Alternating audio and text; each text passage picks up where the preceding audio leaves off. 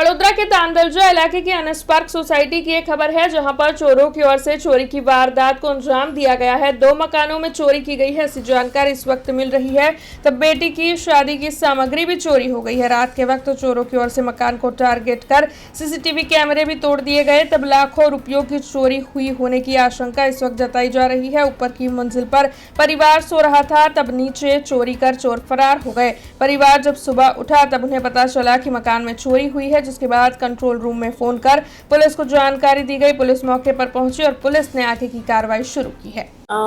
साहेब, અમે સવારમાં 8 વાગે ઉઠ્યા ત્યારે અમને ખબર પડી કે અમારે ઘરમાં ચોરી થઈ છે। તાળું તૂટેલું હતું, સાકલ તૂટેલી હતી, કેમેરા તૂટેલા હતા અને ઘરનું બધું સામાન વેરણછેરણ પડેલું હતું।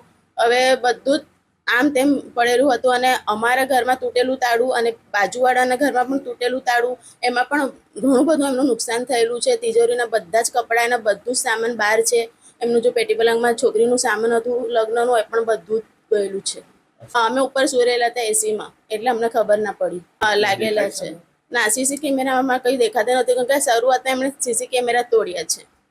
સવારમાં 8 વાગે ઉઠ્યા ને ત્યારે ખબર પડી। નીચે આવ્યા તો તાળું તૂટેલું હતું, સાકલ તૂટેલી હતી અને બધું સામાન વેરણછેરણ હતું। એમાં પણ બધું સામાન બહાર હતું, એમનું ઘરનું તિજોરીનું બધું સામાન। અમને એવું લાગે છે કે એમની પણ ઘણું બધું નુકસાન થયેલું છે।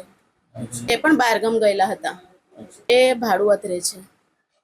कंट्रोल रूम में 100 नंबर पर फोन કર્યું હતું, પછી જેપી માંથી પોલીસ आई थी। हमसे जुड़े रहने के लिए हमारे YouTube चैनल को सब्सक्राइब करें और नई वीडियो की नोटिफिकेशन के लिए बेल आइकॉन को दबाएं।